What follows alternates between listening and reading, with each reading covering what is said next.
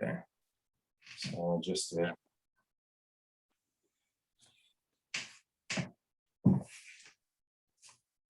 so here's what I came up with, or here's what was given to me, should I say.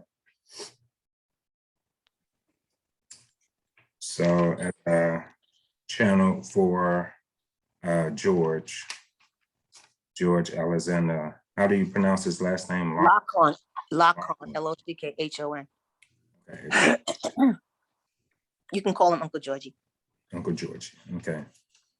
So something came up about the trains. Did he used to ride trains a lot, or possibly worked on a train station? Well, we lived in New York. He did not work for a train company. But he did, I'm sure he did ride the subway. Yeah. So even though he did have a car, he did ride the subway at one time. I remember him riding the subway. Okay. Because something came up about, trains and subways and stuff like that. So I don't know if that was like one of his main ways of commuting, but yeah, something came up about trains. Of course, we know that he's funny. Used to want to be like a comedian, always trying to make someone laugh, a joke. Yeah. Was he like big on fishing, like a fisherman, or did he go fishing often? No. No, but I wouldn't be surprised if he's fishing over there right now on the other side, because one lady channeled many years ago, about 25 years ago. She said that they're all there in this cabin and they're fishing. Fishing. They're enjoying going out fishing. Wow. That's interesting. Yeah. Because that's what I got. Was he sort of like a ladies' man? He had his he wasn't a philanderer. Okay. He had his share of girlfriends, but as I told you, when on the other side, I told you he had a bunch of women chasing after him after he crossed over, these young women. Yeah. Yeah. Interesting. So did he drink beer, like maybe Budweiser? Did he have a certain type of alcohol drink that he enjoyed? Not that I can remember. Okay. So it says, I mean, I'm sure he used to have, but he wasn't like a heavy drinker. Right. And did he used to like sneakers? Like was sneakers his things, like maybe Reeboks? Did he prefer brand? No. He used to play, I'm sure he wore sneakers when he played handball. Right. He lived in Co-op City in the Bronx. Before that was the last place. He lived there from 1969, 70 until 2017, something like 2016, 2017. Okay. And so when he was well, he would, every so often on a Sunday, he would go over to the beach, because the beach is close by, and they had a handball court. Okay. And he used to play handball, but I don't remember him wearing any particular kind of sneakers. Okay. So yeah, so that's pretty much what I got from him. I didn't receive a lot of information from him. I don't know if the connection was just not strong enough or what. So now from Miss Ida-Mae, I got quite a bit. So we'll see how much of this resonates. Is one of the things that she used to like to make was like a sweet potato pie. She used to make a lot. She used to cook really well. Yeah, she used to make sweet potato pie. She said that was like one of her favorite dishes to make. Yeah. And so she kind of had like some weight on her, kind of like fair skin as well. No. Okay. That's not my mom. She was brown skin. She could, I don't know, you might have her confused with my father's mother, but I wasn't close to her at all. Oh, okay. Wow. And I don't know, I mean, I never knew my great grandmother, but she was half white, so half Irish. So she could very well be showing up. And you know what? That's what I think showed up because as I go through more of this, Hmm. you'll understand why. So you said that was your grandmother, the one that had fear. Great grandmother. Great grandmother. Hmm. Is half Irish, and it was through rape that she was conceived. Mhm. Okay, yeah. So it may be her that showed up. Said something about that she went to fairs um, where you could get like fruit and vegetables, like a vegetable stand. Uh,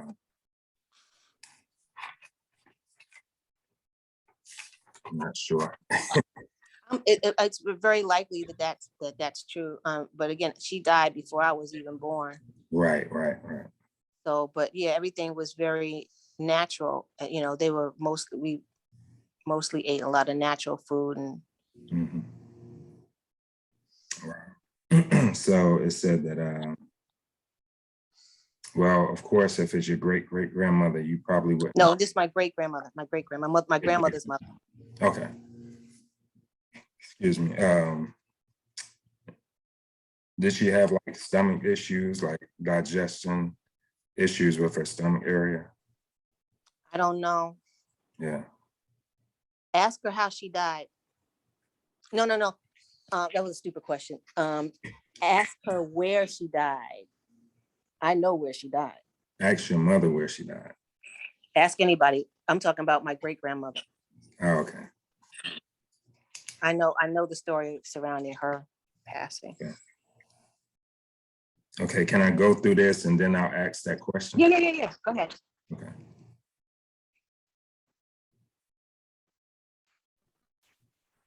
And what's your great grandmother name? Florence McGinley Isaac. McGinley. Mm-hmm. Isaac. Okay. So I said, did she have gray hair, like curly hair?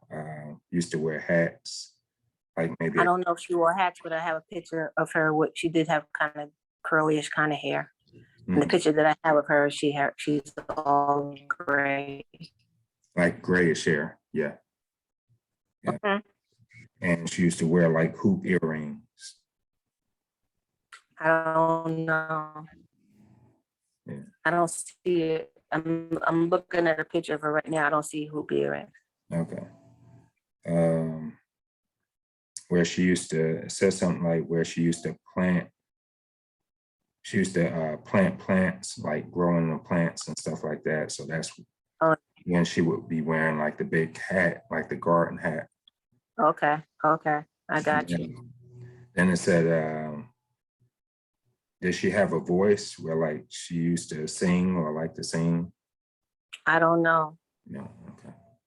I didn't get that part of the story Okay. about her. Okay. All I know is she was a very sweet, loving person. Mm-hmm. Very, very sweet person. Okay. It said that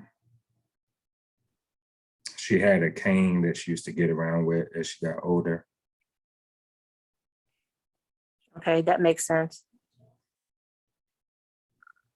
Do you know who that could be? A cane, the person that had the cane? Mm-hmm. I'm assuming that's got to be my great grandmother. Yeah.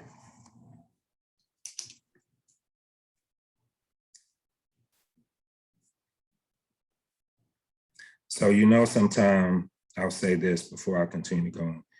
Sometime you, as you channel and you're looking for one person to come through, the other, they'll send a representative. Oh yeah, I totally understand. Yeah. Yeah, that's what my mother did when I had the surgery. She sent her grandmother. Right. That's interesting. So, so it says that she's definitely not from New York. She had like a slow type of Southern accent, maybe from New Orleans area. No, none of the matriarchs on my side, my mother's side, are from the South. We're all from Antigua. Antigua, okay. Because I don't know, it seemed like as I was trying to channel a little bit harder, that's when she came through and I heard like this Southern type of voice. Now, it may not be Southern as Southern in New Orleans or whatever, but it just sounds Southern to me, like a unique, different type of accent. It may have been from another country that eventually came into Antigua. I don't know, but it was like a Southern drawl to her accent. Well, again, she died before I was born, but she Right. she would have had like a West Indian accent. Gotcha. And so, what did she say? She said,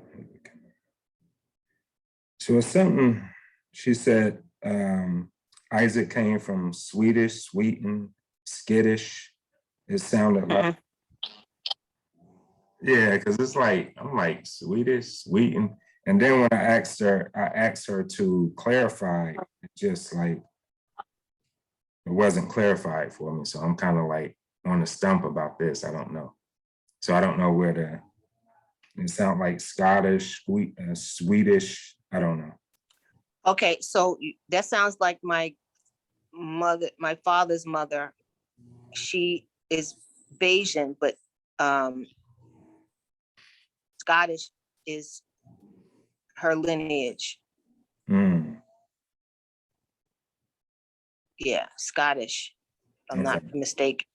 But that's not the name Isaac is not European. Right. It's actually pronounced Isak. Isak, right. I don't know. She said that you got your name from her because you was going to have like her personality, her traits. And so she said that you was going to be unique and special. So I don't know where that came from. Okay. So I'm still, it's kind of like it's two of them that came through and it was time. It's probably my grandmother, my great grandmother, because my grandmother told my mother to name me Ida-Mae. Right. Yeah, because it's like, since I ain't gonna say that I don't have the ability to see them, but my main gift, I guess, is clairaudient. And so with clairvoyance, I'm still struggling with that. I'm like praying to the ancestors and asking my spirit guides to, make that gift stronger as being a clairvoyant to see them. So I don't know why they're holding it back, but I guess there's a reason. Or if I'll ever come into that gift. So she said that you are her buttercup, her sugar plum.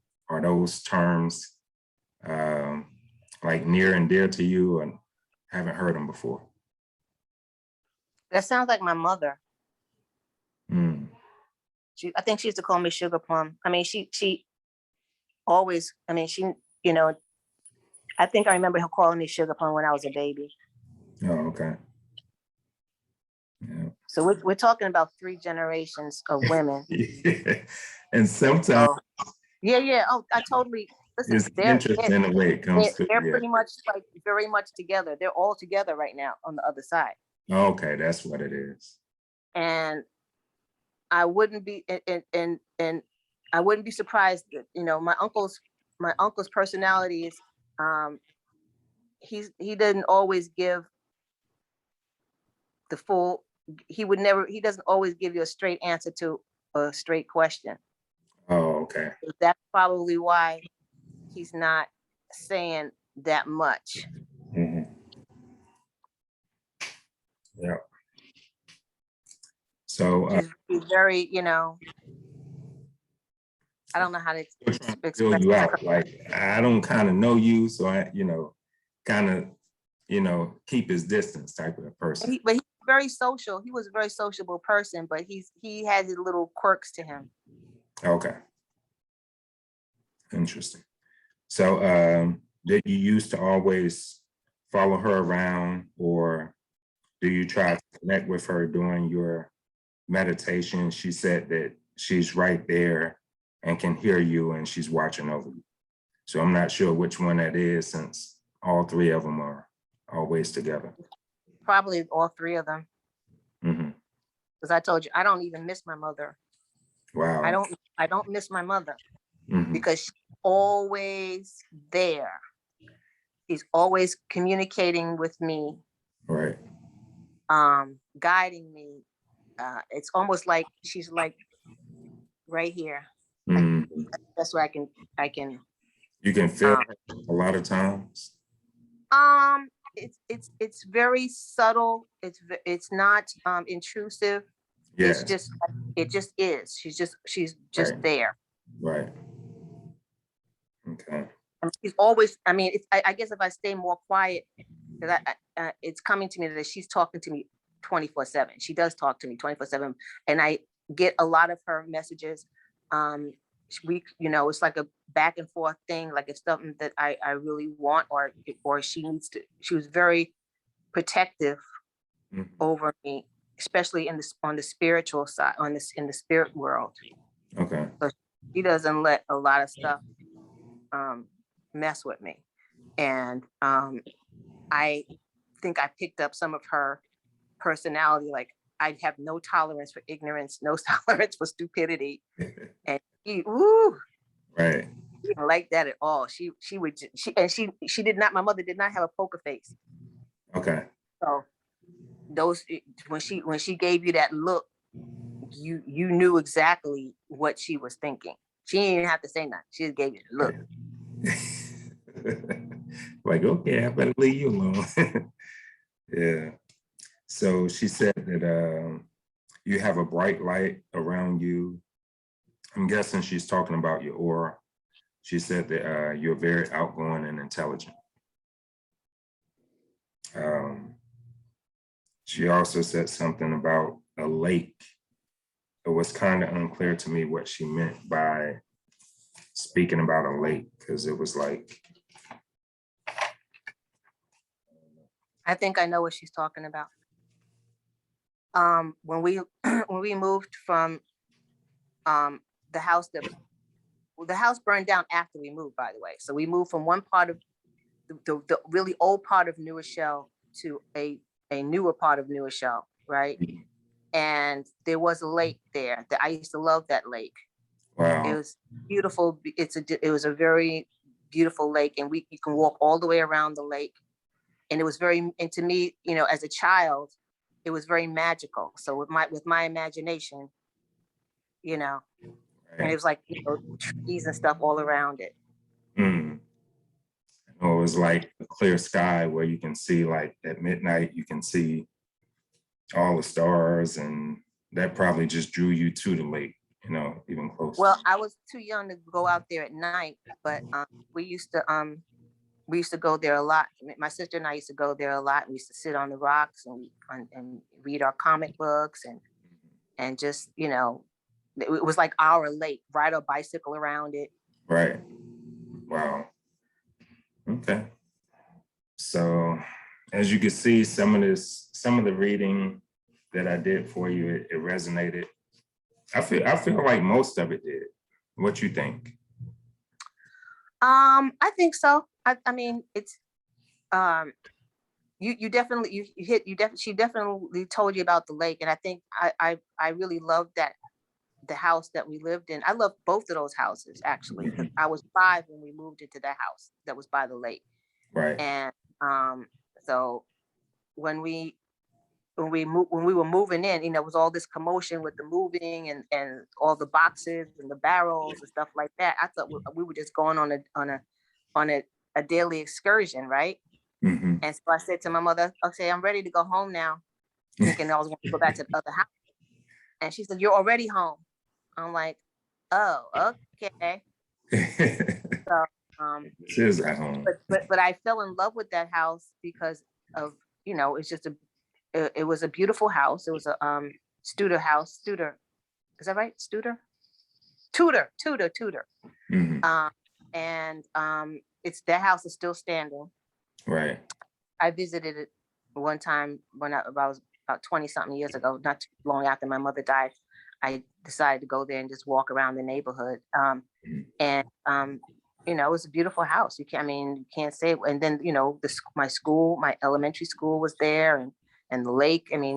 What else would a child want? I was able to walk to school, ride my bicycle.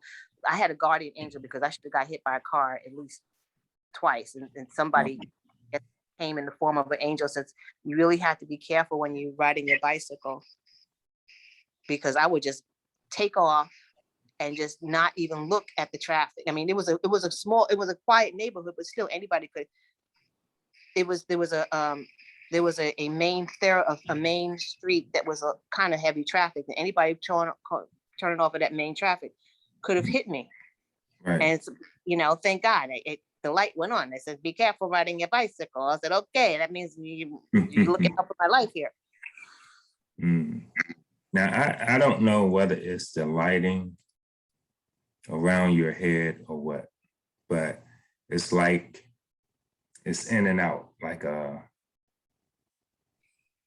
it's almost like I'm seeing, like I said, I don't know whether you have a light on your computer. No, I'm facing my porch, but I opened the curtains, so Okay. all the light is coming in. So it seems like one of them are around you now. I wouldn't be surprised. Yeah. And I usually don't say anything like that, or even, but it was just brought to my attention when I was listening to you. I'm looking around your head and I'm seeing this light like glowing, going back and forth. And I'm like, could that be one of them? It's probably my mother. Yeah. Wow. Interesting. Because I don't read auras. I don't see auras for whatever reason, but I'm seeing it now. Well, it must be really strong because the last lady I spoke with a couple about maybe a month ago, she said, "I can see your aura." She definitely said she could see my aura. Mm-hmm. So like I said, I don't know whether it's your aura or whether it's your mom around you, illuminating you, I don't know. But I definitely see it. That's interesting. Never seen it before. So yeah, so you wanted me to channel and see where did she pass away at, location? I was just asking you if it was pretty much a trivia kind of thing. I'm talking about my great grandmother, not my mother. Right. Florence McGinley Isaac. Okay. So let me see if I can find out for you. Give me a couple of seconds.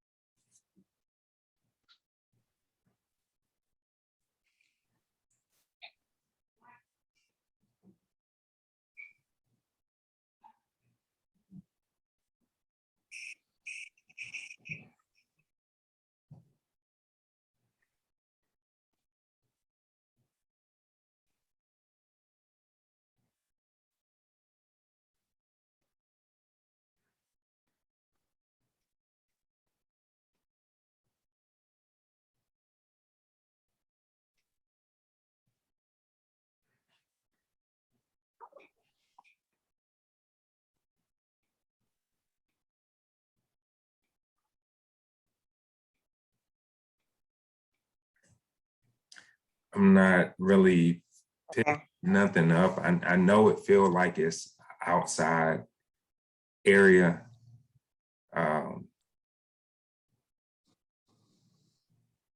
And then something else came up and said that it was in a hospital, but it seemed like I'm gonna go with my first thought, that because I really wasn't picking up nothing from her. I mean, maybe because of the outside noises that I'm not able to focus, but it just seemed like it's the outside, outside area. I'm not sure whether it was around water or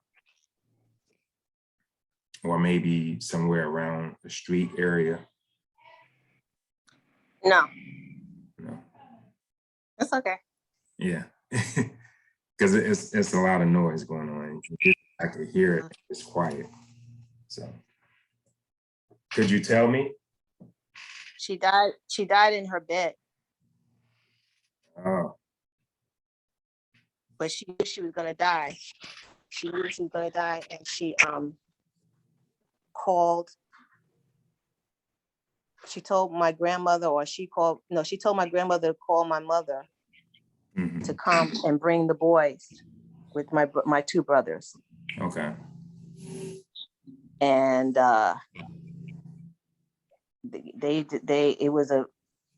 it was very sad for them, because I believe she waited for them to come, and then she left. Right. And they went crazy. I mean, my grandmother worshipped her. I mean, that whole way of thinking about loyalty to your mother, Right. definitely, you transfer it to the other generations, Okay. because that was what was expected of me. That was what was expected of my mother, and that was what was expected of me.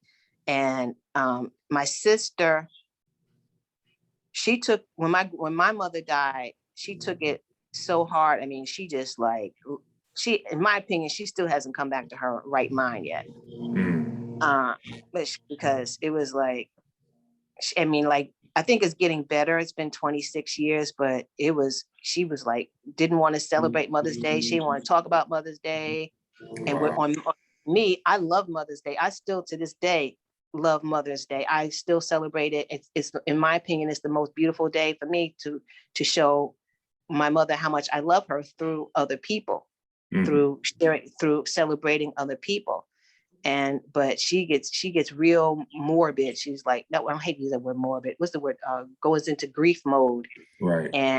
And she starts putting her picture up on her profile. I'm like, oh God, Lord, she was stop doing this.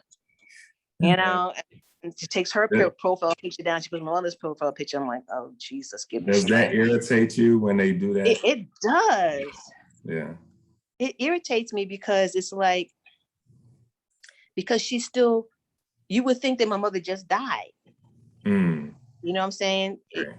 But Candy went into a real deep depression when my mother died. I mean, she was self-medicating alcohol and smoking weed, and she just like she and her girlfriends took her for a week or so and just let her, I don't know what the hell.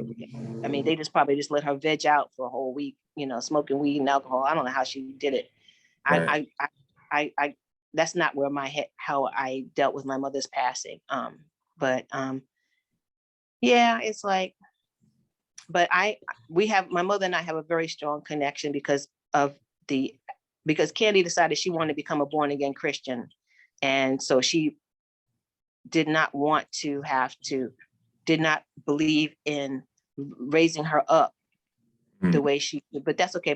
Me and my brother did it, so, I did rituals for her to strengthen her spirit and raise her spirit up. So she's very, my mother and I are very, very close in that spiritual level. So I guess the communication, the line of communication and energy between us, that's why I said I don't even miss my mother, because it's like, she's in me, I'm in her, she's right next to me, she's always with me. I do not feel alone at all, and Right. every day So, but anyway, before we end this meeting, I want one of these people to tell me what my picture is. I'm really pissed off. My picture is. You still couldn't find it? It wasn't behind. I didn't listen. If it's behind my dresser, if you say it's behind my dresser and I move that dresser because there's a big mirror, it's kind of heavy. I haven't even tried to pick that mirror up. Right. And I move that dresser, it better be back there, or they better put it someplace. And that it's been confirmed 3 times it's in the house, but I never moved it from where it's supposed to be, where it was. You know, I and don't be trying to tell me I shouldn't worry about that picture. I want my picture. Like, we got it. Don't worry about it. So yeah, that's interesting. I mean, if there's something that they need me to know, is there a story? Is there a lesson about this picture that I need to understand? I mean, was I supposed to contact you because I lost the picture? What the hell is going on? Just tell me something. Well, that could have been it. I mean, you've been meditating like for a while, for a long time. Several years, yeah. Several years, yeah. Years. So it's not that, because I think that, you know, you knowing about your ancestors, you into that spiritual side of yourself, you know, I think you're well grounded in that. So I don't know what it could be. I'd say sometimes my crystals end up becoming, you know, they turn up missing or whatever. And I'm like, okay, I don't know where it's at, but eventually it'll turn up, you know. So that could be my ancestors playing with me, or maybe a deity that comes through or whatever. That for a long time, I was channeling like Oshun. I would channel what's the other deities? It's a female or male deity. They're female deities, actually. Yemonja, Oshun. No, they're not Orishas. The only one that I was connected with the Orishas is Oshun and Yemiya, and that was mainly Yemonja, same thing. Yeah. So like Ganesh. Do you know where Oshun lives? In the ocean, around the ocean. Where at? She's in the river. Yemonja is she's in the river. Yeah, and Yemiya is in the ocean. Correct. Yeah. So Ganesha, I channeled Ganesha at some points, and I mean the Egyptian deities. No, those are Indian deities. What say the name again? Ganesha. Oh, Ganesh, the elephant. Yes, and then Lakshmi, channel her. At one time, I channeled Kali. Did you hear that? Did you hear the thunder? No, you didn't hear it? No, we just had a big thing that we're gonna get a nice little big storm here, a rain. A little bit. Okay, I'm sorry. You said you channeled Ganesh. You channeled who else? And Lakshmi and who else? And Kali. I don't know who Kali is.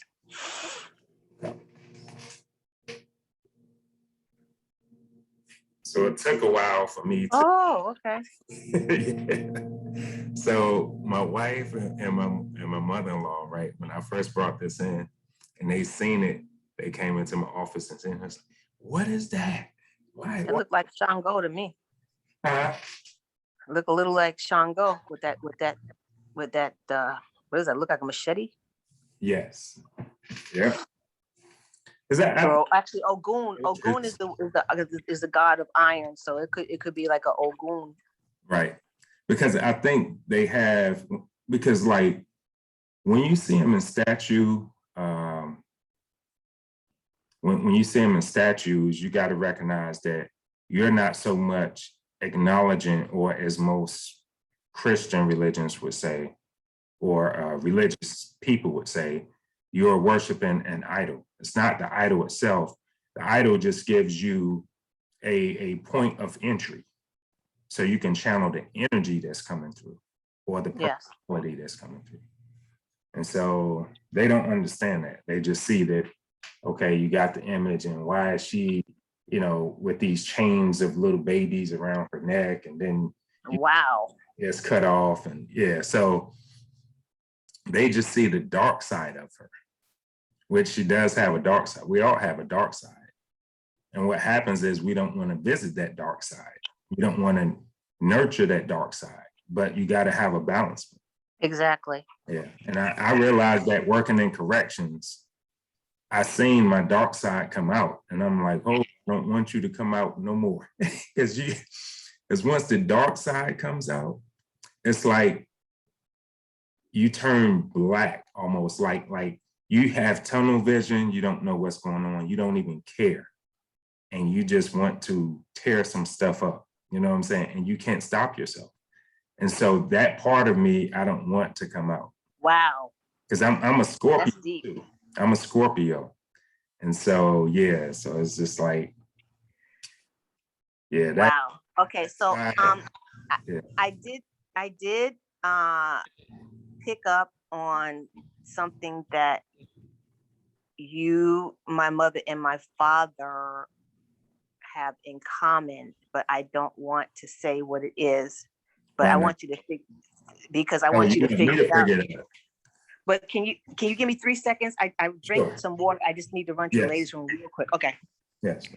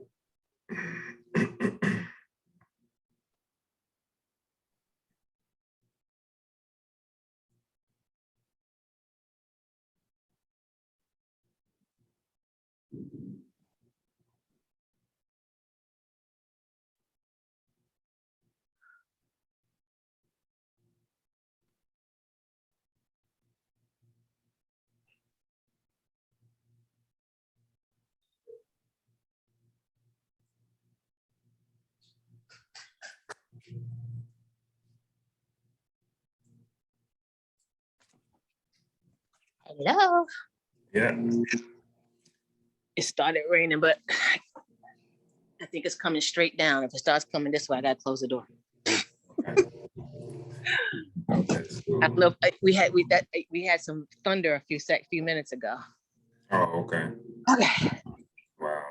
Any luck? Anything come up? I gave you a clue. Oh yeah, you did give me a clue. I didn't even. My mother and my father. You and my mother and my father have something in common. I'm thinking it's our sign, probably. Scorpio, no. Mother, father. Is it that we're dark skin or brown skin? No. It's gonna hit you just like with my uncle's name. My father's name is James Thomas Brown. I should have, when you asked me who I wanted to talk to, it was like, I was like, who do I want to talk to? I want to talk to Uncle Georgie, but definitely Mom. But I think my father's mad because I didn't ask you to bring him in. His name is James Thomas Brown. Okay. If anything rings a bell with that, in terms of, because you, my mother, and my father have something in common. Mm. So did they channel as well? Were they talk to spirits as well? No.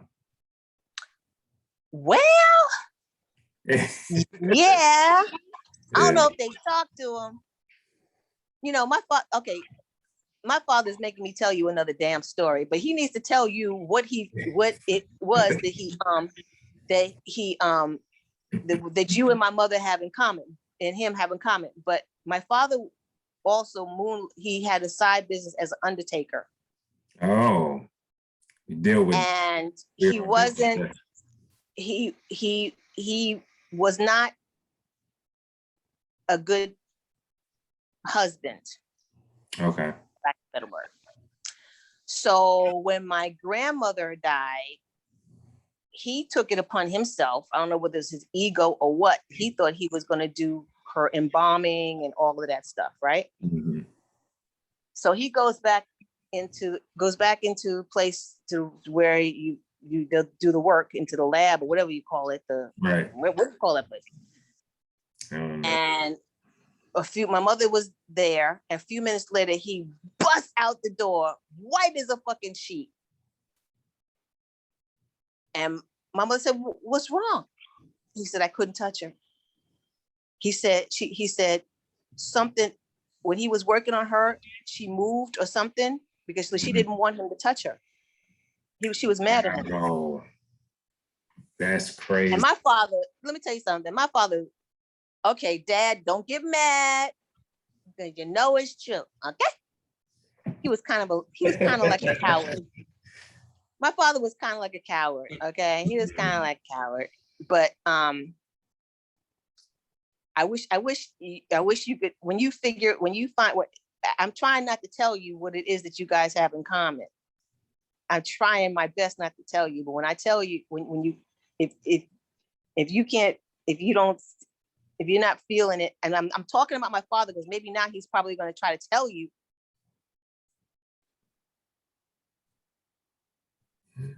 James Thomas Brown, will you please say something? I did call you on the libation. Now it's not like I didn't include you.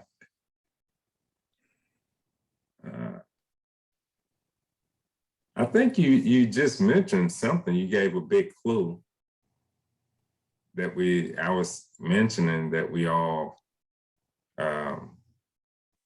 in some way dealt with the after spirit. Yeah. But he was afraid to die. He was like, he fought it until the end. Wow. I mean, I don't know. I mean, I think probably by the end he finally did give up, because he had emphysema and heart failure, and something else was wrong with him. I mean, because he smoked a lot and drank a lot. Right. Do you think that was because of what he was called to do, or what he chose to do as far as being an undertaker? And he wasn't, but that wasn't his main job. Oh, okay. I gave you another clue.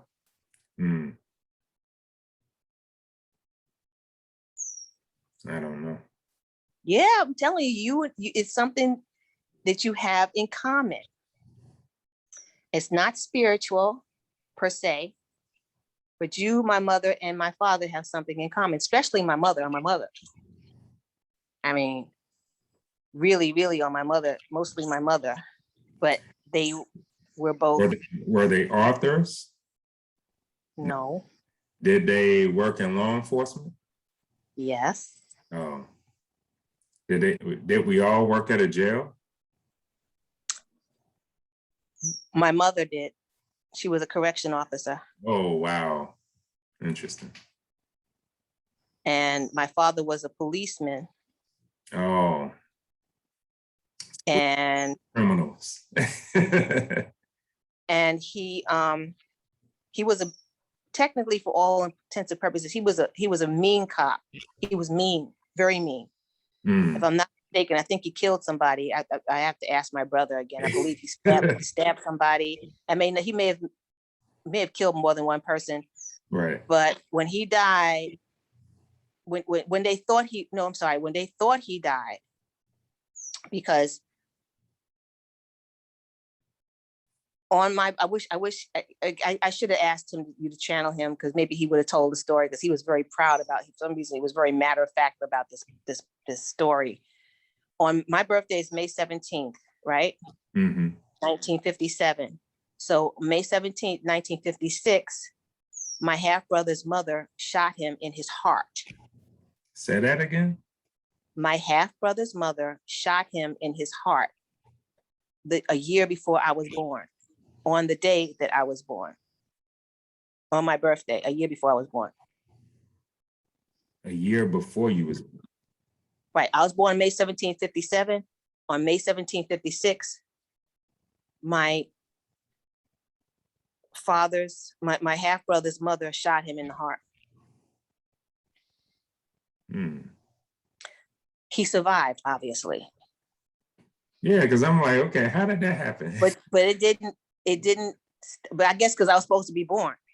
And I guess Candy was supposed to be born too. But even though my mother only wanted to have, she because my brothers were teenagers when I was born. Right. So they were married, so one was my oldest brother was 17, and my youngest older brother was 13 when I was born. But she they've been married for 20 something years. And so she decided that she decided to forgive my father. And she said, well, I want to have a baby and I want it to be a girl. She made up her mind, because back then you couldn't tell right the sex of the child is. So, anyway, so he definitely, yeah. And then is a whole long sorted out story, but yeah, so he was shot in his heart a year before I was born. And to speak to his cowardice, he went back to his old ways, and my mother got mad at him and almost shot him herself. She was pissed. She was so mad at him. She pulled out her gun, because he actually had the audacity to speak disrespectfully to her one day. And he ended up under the table begging for his life. Wow. On the kitchen table. I got to write a book about all these stories. Yeah, you got. So yeah, he was a coward. Unfortunately, I hate to say it, he was a coward. My mother, she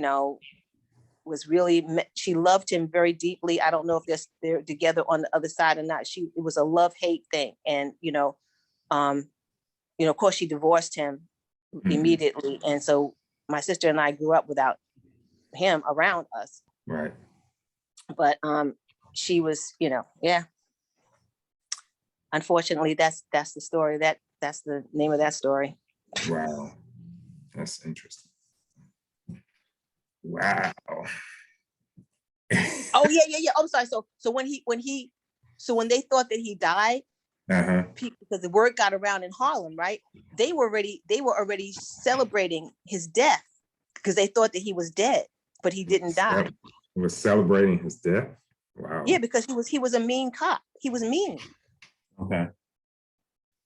And then after that, he became a detective. So I mean, he still did that kind of work, but it was more like a private detective kind of thing. Okay.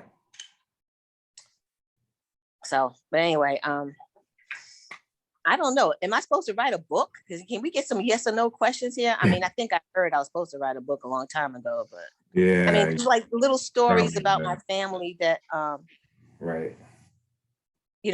Stories that my mother used to tell, and stories that my mother passed down from her mother, and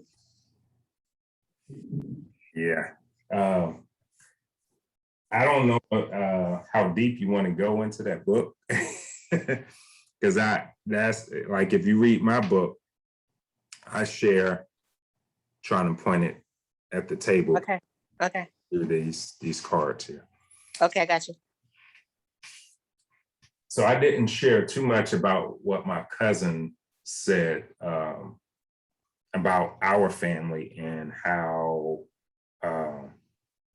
we all seen spirits, and how and so forth. They used to communicate with spirits. And I think some of us had stronger abilities than the others, but it was just that's how I came to find out about it, through her.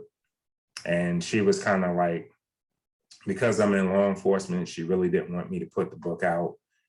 She didn't know how I was going to be affected in the field of corrections, and then how people was going to accept it. And so she was mainly waiting. She was wanting me to wait until I retired in order to write the book. But I was like, nah, the ancestors are telling me to write it now. My spirit guides are telling me, because I kept on having dreams, and then they kept on coming to me, like mainly when I was around water in the shower, or just, from time to time, they would come to me even during meditations, when I was ready for it. So I was like, no, it seemed like they're wanting me to write it now, because I'm keep on having all of these dreams. And now, guess what? I don't have as many dreams. And yeah, so I still have dreams, but I'm having a hard time recalling most of it.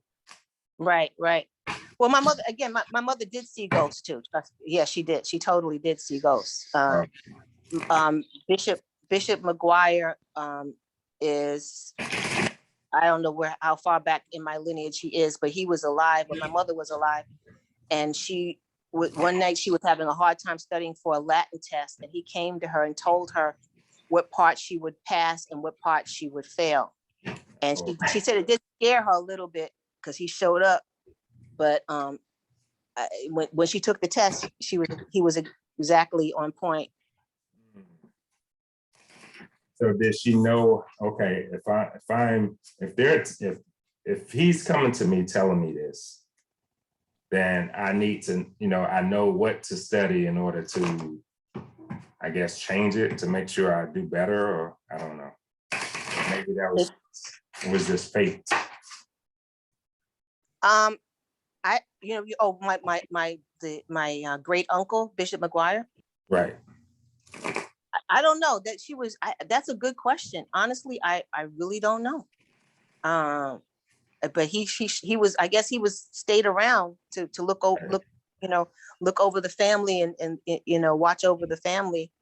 And he's the closest relative that we had to Zaro Isaac, my ancestor. I don't remember how far back he is. I think he was Bishop McGuire. I think that was his grandfather or something. But Bishop McGuire, Zaro Isaac was Ethiopian, and he went to Antigua as a herbalist. Okay. And he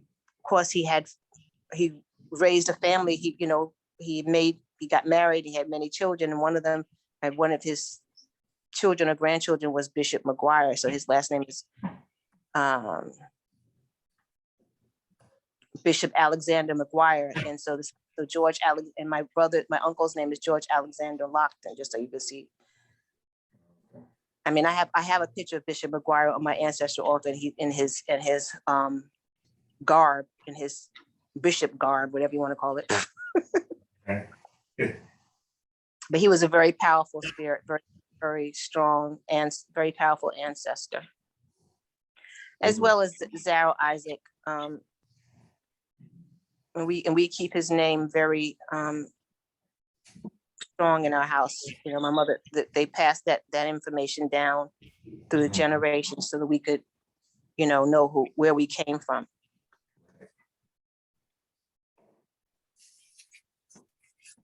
I know you like, what is he doing? I have a whole ritual. You have a whole ritual that you do before you do the cards?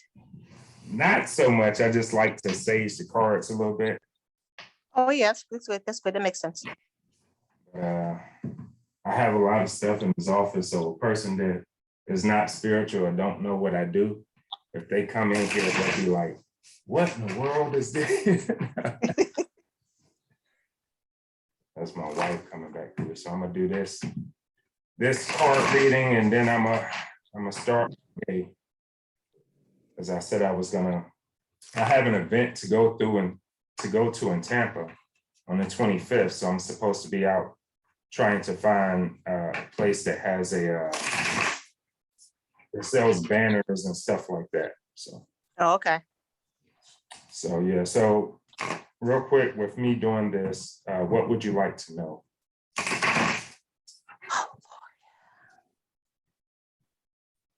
I want to know what my picture is, number one.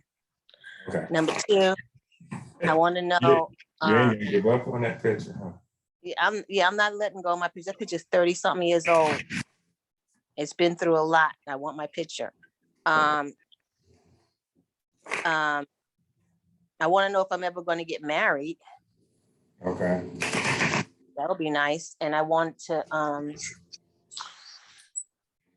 I would like to know, I'd like to get confirmation that my business is going to be successful. Okay. What business is that you do? I have two businesses, and one is going to be working with the other one. The one that the first one is called 6-Star or Brain Sanitary Napkins. Mm-hmm. The actual company is very successful in and of itself. It's only been around for 2 years, and it's multi-million-dollar company now. Wow.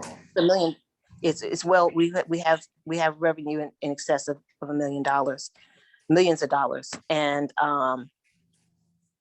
so, but my other business that I'm involved in, I'm actually a founder in a artificial intelligence and IT company that actually is going to complement this business, because both of my businesses are technically customer based. It's not like MLM.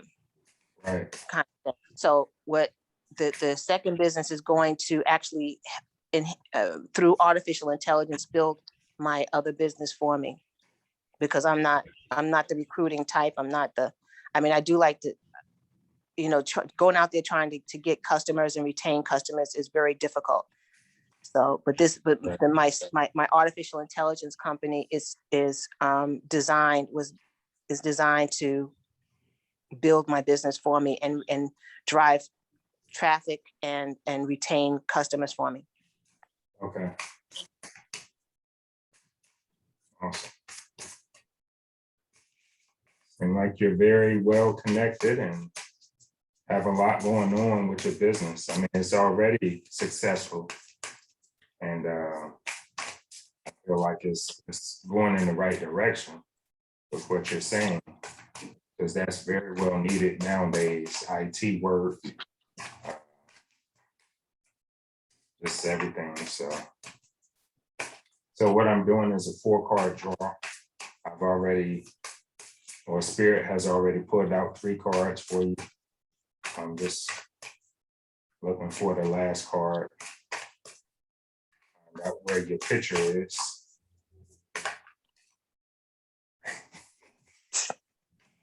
So that was definitely where your picture is. That card just jumped in. I was like, here you go.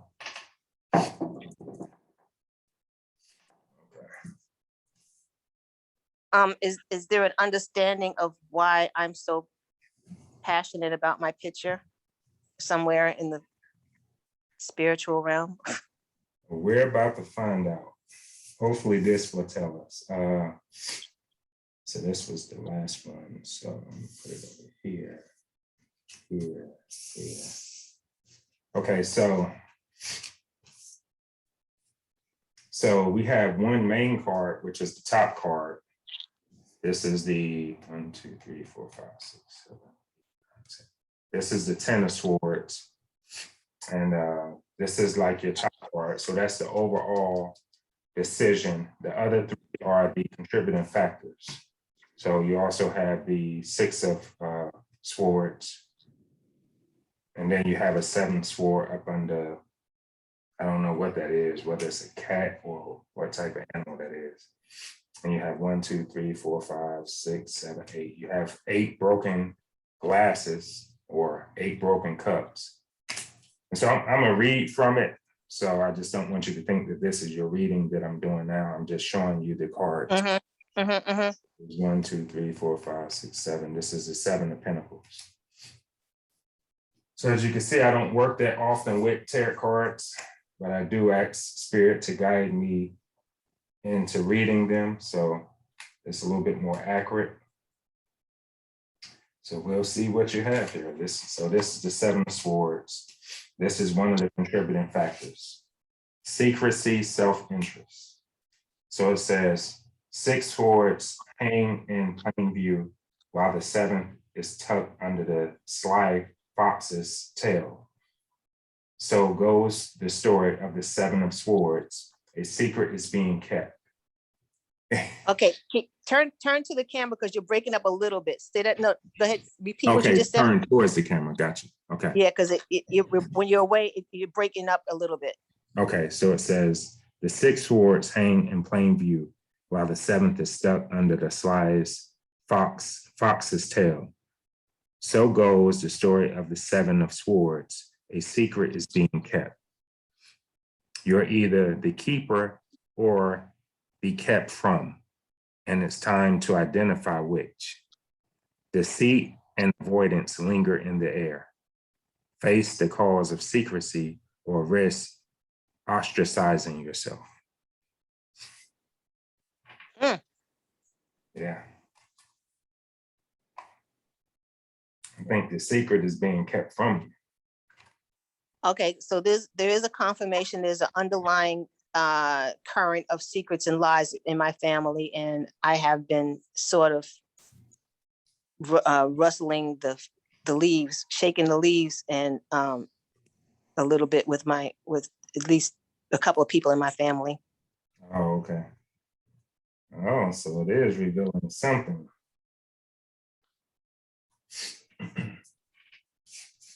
Eighth of Cups, stagnation, ill health.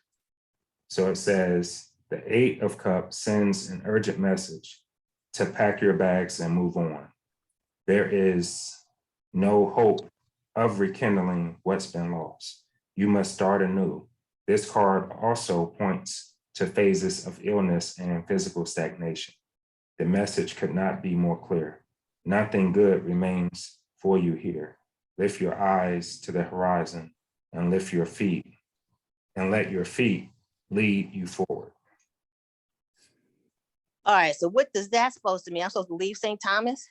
No, it's not necessarily talking about a place. It could be a situation.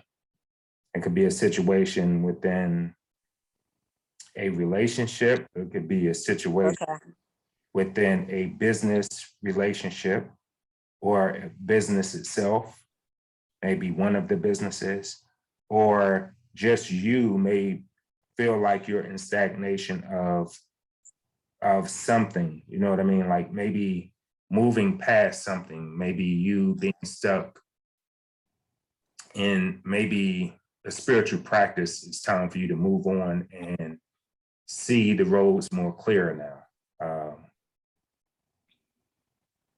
So it could mean several different things. It's just you have to kind of like sift through what you're going through to find out what it's talking about. So I'll read it again. It says the 8 of Cups sends an urgent message to pack your bags and move on. There is no hope of rekindling what's been lost. You must start anew. This card also points to phases of illness and physical stagnation. And illness doesn't necessarily have to mean you. Illness could mean that because of the physical stagnation, you know, when energy stays still and is stagnant, it becomes weakened. And so in order to strengthen that energy, then you need to move on. You need to move past the situation that's causing it to stagger. Say the message could not be more clear. Nothing good remains for you here. lift your eyes to the horizon and let your feet lead you. So it could be moving past a situation that, you know, you think that it could be something there. It could be, you know, maybe I'm not nurturing it. Maybe I'm not giving it enough attention, you know. So because of the stagnation, it's time for you to say, hey, you know, I've paid enough attention to this. I've given my energy to something that is not moving forward. It's time for me to, you know, leave this energy here and move forward, because it's not Okay. high, it's good, you know. I need to meditate on that one. Yeah. So that's the 7 of Pentacles.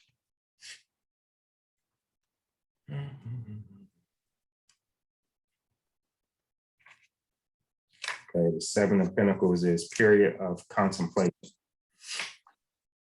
A curious card, the 7 of Pentacles shows a period of contemplation and uncertainty. You are looking back at all of your hard work and wondering if it has been a failure or a success. You can't seem to decide.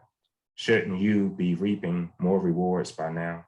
Maybe so, but the mind has control over perception. It's possible your rewards are waiting for you to recognize them. They are not always monetary. Okay.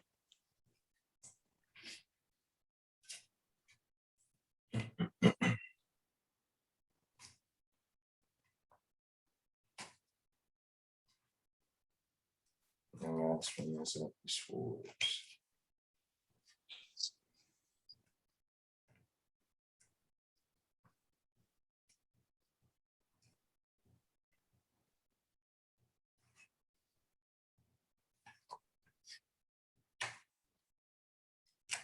Okay, this is 10 of Swords.